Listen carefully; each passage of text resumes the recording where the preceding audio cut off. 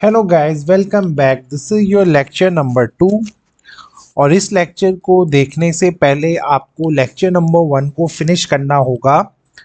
इस बात को रखिएगा याद। ठीक है।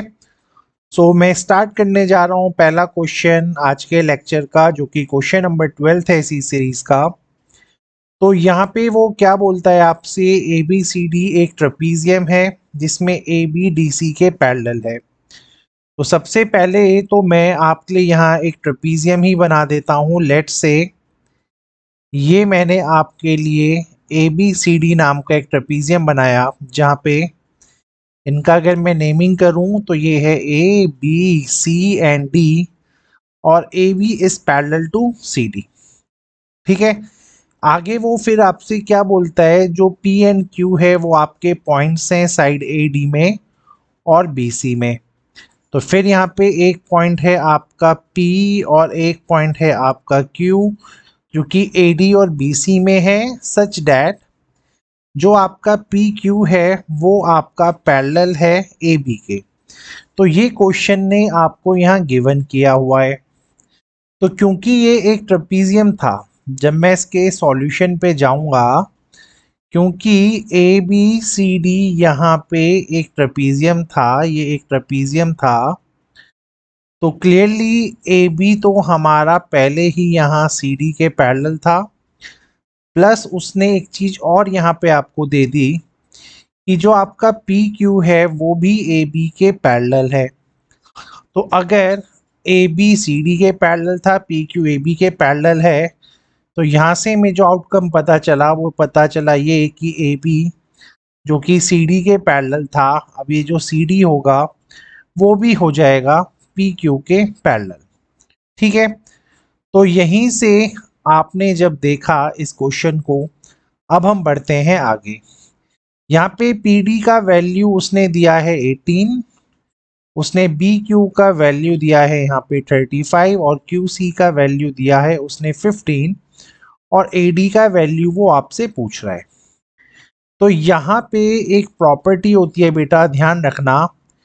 अगर कोई भी पैरेलल लाइन जो कि आप पैरेलल साइड्स के पैरेलल हो, है ना, any line parallel to the parallel sides, जैसे यहाँ पे पी क्यू एक ऐसी लाइन है जो कि पैरेलल है आपकी इन दोनों पैरेलल साइड्स ए बी और सी डी के। तो अगर ऐसा कभी हो जाता है किसी भी ट्रेपीजियम में, तो जो आपकी ये नॉन पैरेलल साइड्स है, नॉन पैरेलल साइड्स में जो आपकी ये A D and B C नाम की जो नॉन पैरेलल साइड्स आपको दिख रही हैं, ये एक इक्वल प्रोपोर्शन में डिवाइड कर दिया जाता है। तो इसी प्रॉपर्टी को यूज करके I can say my A P upon P D is nothing but my B Q upon Q C. और यहाँ पे ए पी का वैल्यू x था, ये यहाँ 18 था, ये आपका 35 था, ये आपका 15 था। इसको अगर मैं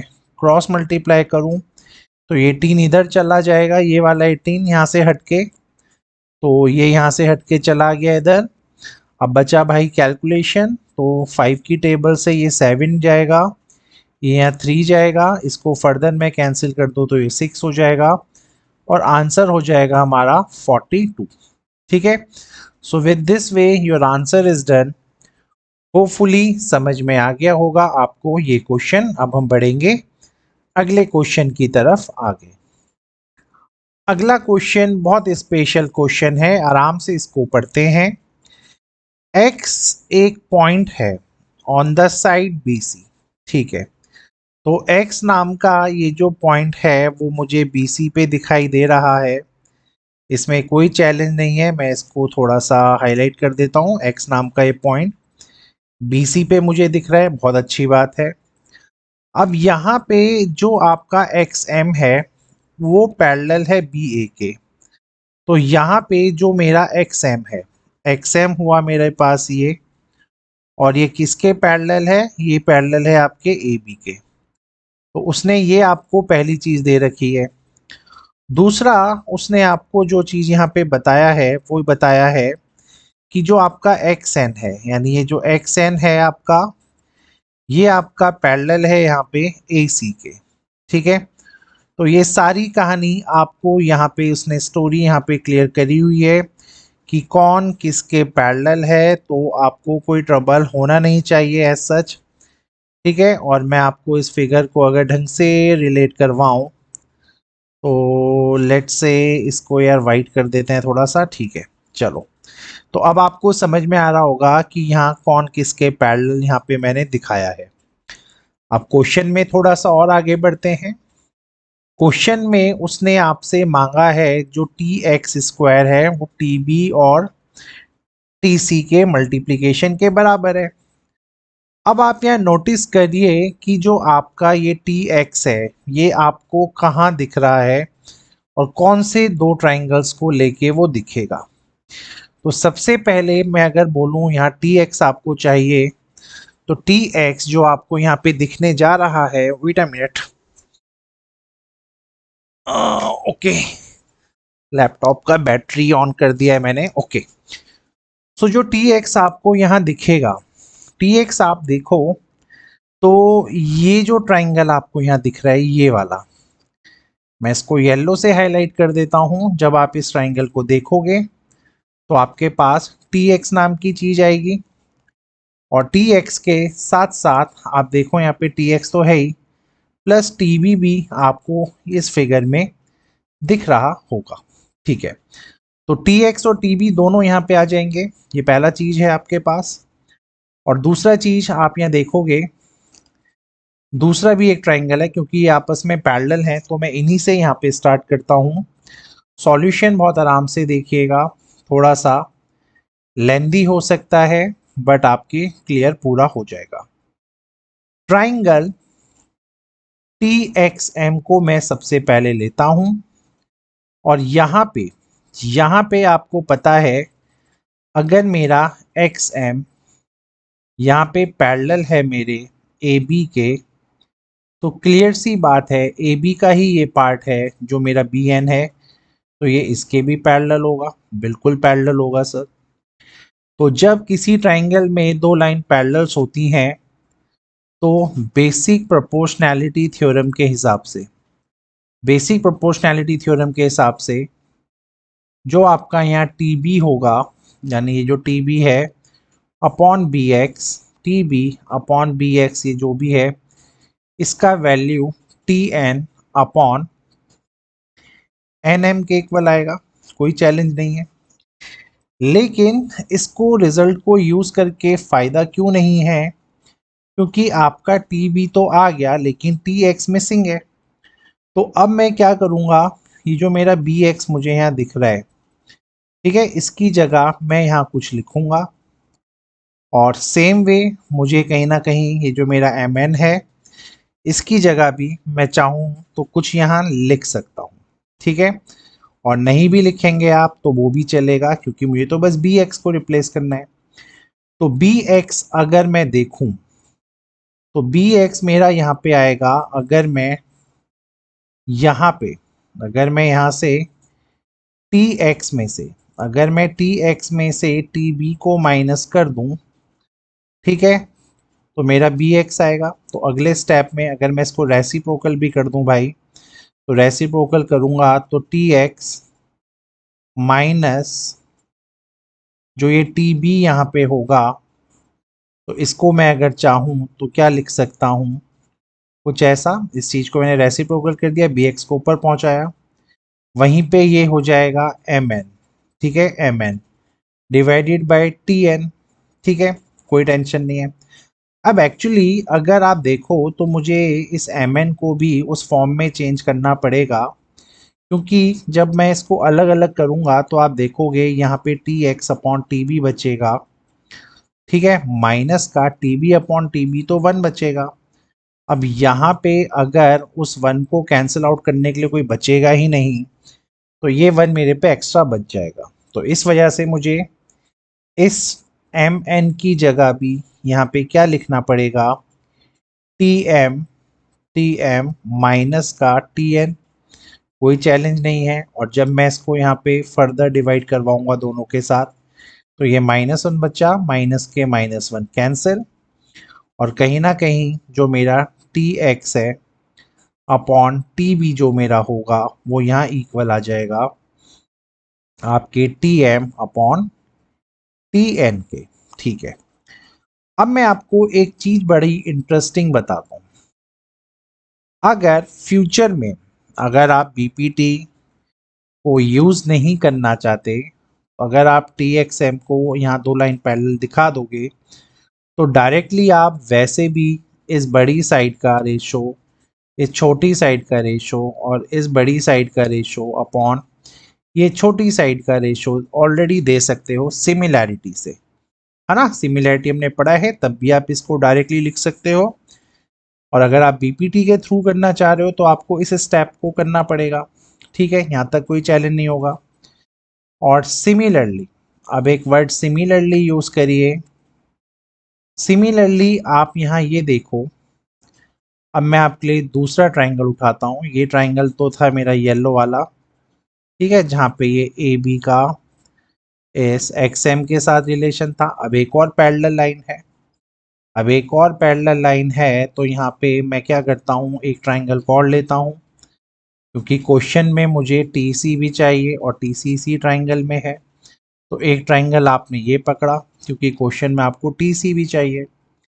सिमिलरली यहाँ पे आप क्या करेंगे, ट्राइंगल जो टी एम सी है, टी एम सी में क्या होगा, आपका ये जो एक्स एन है वो यहाँ पे पैरेलल है ए सी के, और अगर वो ए सी के पैरेलल है तो कहीं ना कहीं सी एम के भी पैरेलल होगा। तो बाय बेसिक प्रोपोर्शनैलिटी थ्योरम, है ना, बाय बीपीटी, अब जो आउटकम हमने पहली बार सॉल्व करके दिया, अब आप इसको डायरेक्टली यहाँ पे लिख सकते हैं। एंड डायरेक्टली यू कैन से इस ट्राइंगल का देखो पूरा पार्ट यानी टी सी अपॉन ये छोटा पार्ट टी एक्स, इसका रेशो बन जाएगा। और ये किसके इक्वल होगा, पूरा का पूरा ट्राइंगल का ये जो पार्ट है T M upon T N के। ठीक है, तो ये आपके पास एक और आउटकम आया है। This is my equation first, this is my equation second. ठीक है, तो बस वन टाइम करके दिखाना, फिर आपको सिमिलरली वर्ड यूज करना है। अब आप एक चीज नोटिस करो यार, एक चीज नोटिस करो, T M T N, T M T N दोनों में कॉमन है। अब दोनों में अगर ये कॉमन है तो हम लिख सकते हैं from equation first and second, from equation first and second we can say T X, मैं इसको लिख रहा हूँ पहले, T X upon T B is equals to, ये आप देखो यहाँ पे, this is T C upon T X, और जब आप इसका क्रॉस मल्टीप्लाई कराएंगे तो टी एक्स स्क्वायर यहाँ पे T B into T C के इक्वल हो जाएगा। And with this way your question is done. ठीक है, तो होपफुली समझ में आया होगा आपको ये क्वेश्चन। अब बढ़ते हैं अगले क्वेश्चन की तरफ, क्वेश्चन नंबर 14। क्वेश्चन नंबर 14 में आपको क्या दिखाना है कि ये जो पी क्यू आर है ये है आपका एक आइसोसेलेस ट्राइंगल। बहुत इजी सॉल्यूशन है, आप आराम से यहाँ देखिए यहाँ पे है क्या। देखो यार, ये जो ट्राइंगल आपको पी क्यू आर गिवन है, ये जो ट्राइंगल पी क्यू आर आपको गिवन है, यहाँ पे ऑलरेडी आपको P S upon S Q और P T upon T R का रेशो दे रखा है। इसका मतलब ये है, अगर मैं यहाँ बात करूँ तो this upon this and this upon this, ये रेशो अगर आपको ऑलरेडी गिवन होता है तो आपको पता है बाय कन्वर्स, है ना, हम कन्वर्स थ्योरम लगाते हैं। तो by converse of basic proportionality theorem, basic proportionality theorem के कन्वर्स के अकॉर्डिंगली वी कैन से हमारा जो एस टी है वो यहाँ पे पैरेलल बन जाएगा इस क्यू आर के। तो ये है मेरे पास पहला आउटकम। ठीक है सर, अब मुझे यहाँ क्या करना है, अगर ये सिंपल सा लॉजिक है, अगर एस टी मेरे पास क्यू आर के पैरेलल आया है तो यहाँ पे ये जो एंगल एस है वो एंगल क्यू के इक्वल हो जाएगा। ठीक है, ये दोनों इक्वल हो जाएंगे, तो मैं वही लिखने जा रहा हूँ यहाँ पे। तो जो मेरा एंगल एस है वो मेरा एंगल क्यू के इक्वल हो जाएगा via which property, you can से वाया करस्पॉन्डिंग एंगल्स वाला प्रॉपर्टी, है ना। क्योंकि पैरेलल लाइंस में ये करस्पॉन्डिंग एंगल्स आपके बन जाएंगे। तो जब ये करस्पॉन्डिंग एंगल्स आपके बन गए तो यहाँ तक तो ये क्वेश्चन बहुत क्लियर है। आपको पी एस टी और पी आर क्यू मतलब ये दोनों एंगल आपको ये जो थे यहाँ पे, मतलब ये वाला एंगल और ये वाला एंगल ऑलरेडी इक्वल थे। तो अब मैं इसी रिजल्ट को यहाँ पे यूज कर रहा हूँ। सिंपल सा बात है, एंगल पी एस टी जिसको मैंने एंगल एस बोला है, अगर वो already angle P R Q के इक्वल था तो अब ये तीनों के तीनों इस एंगल क्यू के इक्वल हो गए, है ना। और एंगल क्यू यहाँ पे कौन है, पी क्यू आर, यानी ये इसके इक्वल हो गए दोनों के दोनों।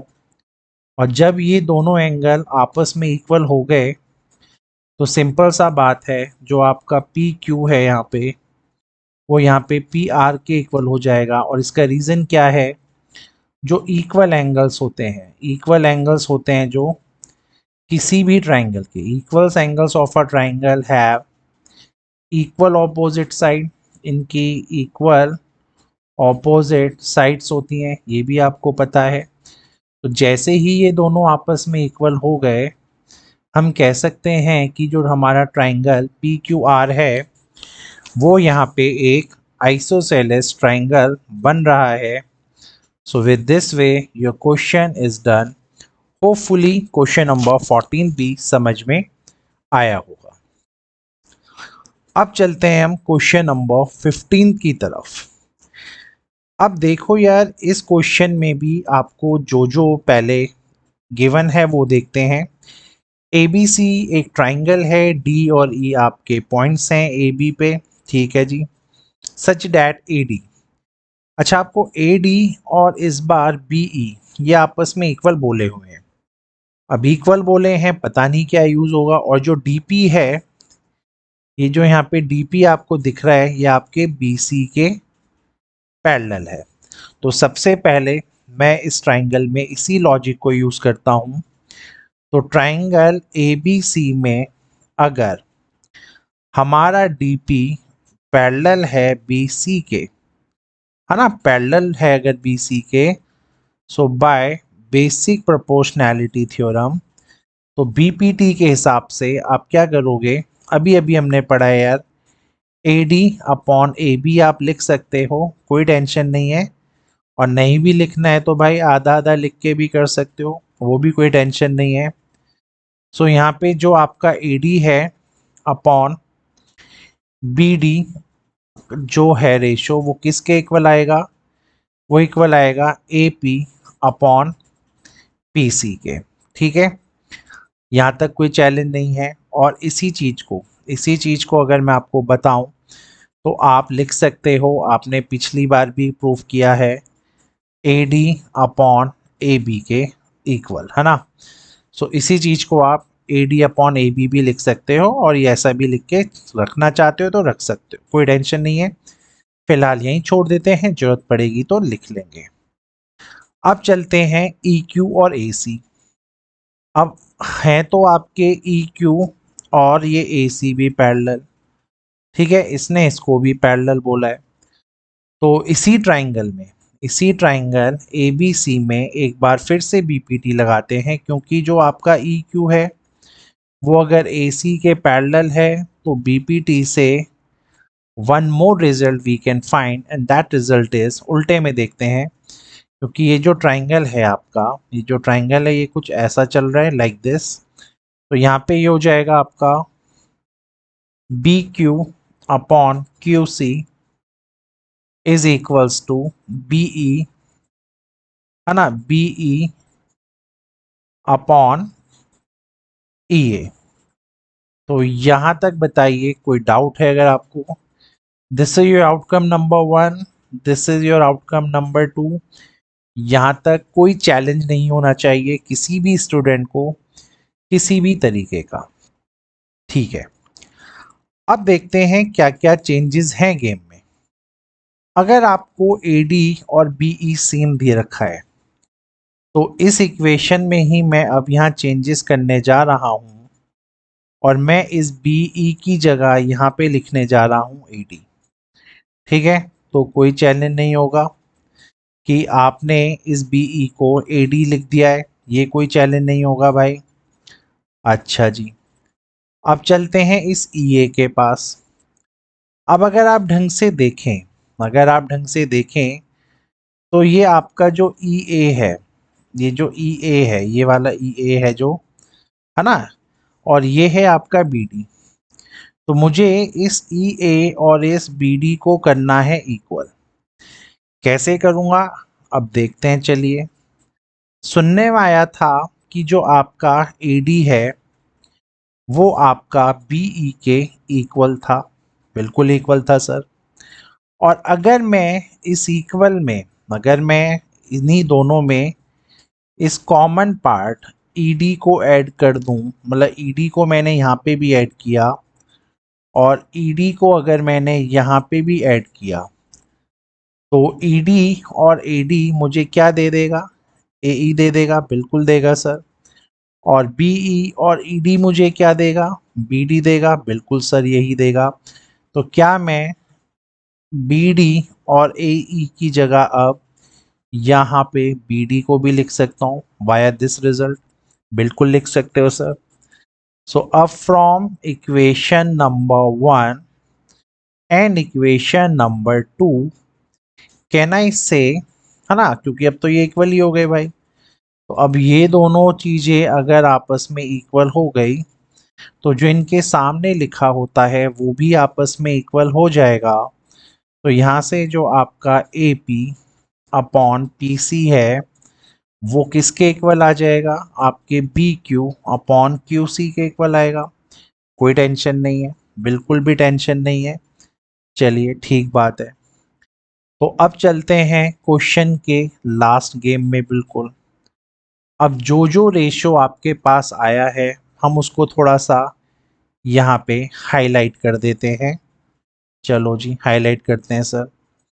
सुनने में आया है A P upon P C आपके पास आया है, ठीक है, और B Q upon Q C आपके पास आया है।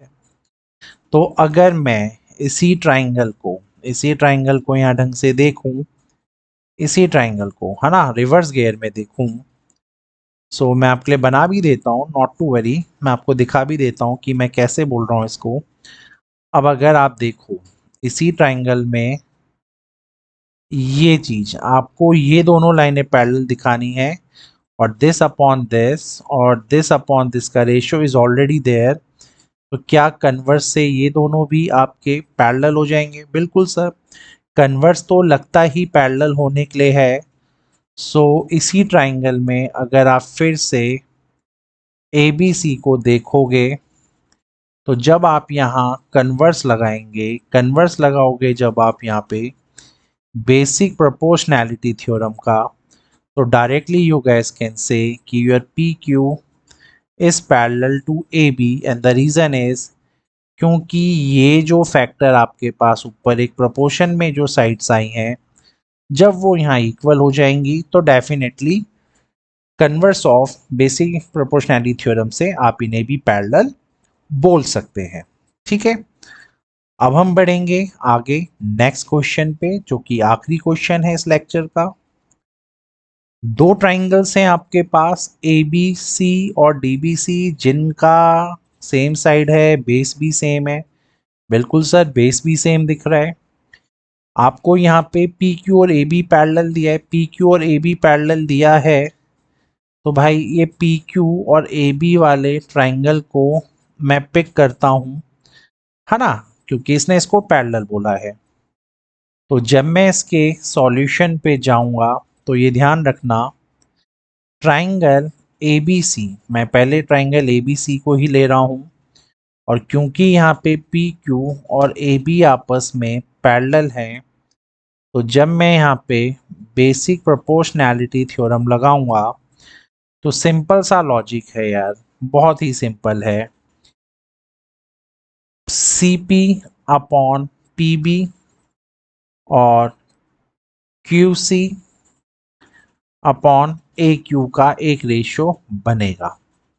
ठीक है, क्योंकि ये आपस में पैरेलल है यार। अगर हम बात भी करें तो आप देख सकते हो हमारे जो ट्राइंगल हैं जिनको हम दिखा रहे हैं आपके लिए भी, वो हैं कुछ ऐसे। तो जब ये दोनों लाइंस आपस में आपकी पैरेलल हैं तो रेशियो तो इन्हीं का बनेगा। तो यहाँ से जो आपका रिजल्ट आया वो आपका आया C P upon P B, या इसको बी पी भी लिख सकते हो आप, is equals to C Q upon A Q. तो ये हुआ आपका आउटकम नंबर 1। फिर क्वेश्चन में पी आर और बी डी जो है वो भी पैरेलल है। अब पी आर और बी डी भी अगर आपस में पैरेलल हैं तो आप देख सकते हो, अगर मैं अब इस ट्राइंगल को पिक करूं, ठीक है, मैं पहले यार इसको रब कर देता हूं ताकि आपको डाउट ना हो। तो अब मैं जो दूसरा ट्राइंगल यहाँ पे ले रहा हूँ मैं उसको दिखाता हूँ। तो अगर मैं इस ट्राइंगल को पिक करूँ, सिंपल सी बात है, क्योंकि यहाँ पे जो पैरेलल लाइंस आपको गिवन है, जो पैरेलल लाइन आपको गिवन है वो है पी आर। पी आर होता है ये वाला, और किसके पैरेलल है, वो पैरेलल है बी डी के। तो ये आपको दिख रहा होगा। ठीक है, कोई टेंशन नहीं है सर। सो इस बार जो आपने ट्राइंगल पकड़ा है, यहाँ पे आपने पकड़ा है ट्राइंगल डी सी बी को, और यहाँ पे आपका जो पी आर है वो यहाँ पे पैरेलल है आपके बी डी के। तो फिर से अगर मैं बेसिक प्रोपोर्शनैलिटी थ्योरम लगाऊं तो मुझे फिर से क्या मिलेगा, C P upon B P is equals to C R upon R D, है ना। तो ये मेरे पास आया इक्वेशन नंबर 2। क्लियरली अब आप देखो, आपका सी पी बी पी और आपका C P B P in दोनों में कॉमन है। So from these two equations what I will get from equation 1 and 2, equation 1 and 2 से मुझे यहाँ क्या मिलने जा रहा है कि जो मेरा C Q upon A Q है वो मेरा यहाँ C R upon R D के इक्वल है। ठीक है, तो बस भाई क्वेश्चन बहुत सिंपल हो चुका है। ये आपका वो ट्राइंगल है जिसको पकड़ने का है हमें, सिंपल सी बात है। ये सी है, ये आर है, ये डी है, ये सी था, ये क्यू था, और ये ए है। आपको C R upon R D, C Q upon A Q का रेशो गिवन है। तो जब आपने ट्राइंगल ए सी डी में आपको क्या लगाना है, आपको फिर से लगाना है converse of basic proportionality theorem. और जब ये कन्वर्स आपने लगाया तो directly you can say your Q R is parallel to A D. ठीक है, तो आपने देखा कि मैक्सिमम क्वेश्चंस में जो हमने आज करे हैं उनमें एक ही प्रॉपर्टी लगी है सारे के सारे क्वेश्चंस में। ठीक है, सो आई थिंक आपको ये लेक्चर क्लियर हो गया होगा। अब वेट कीजिएगा लेक्चर नंबर 3 का। Thank you.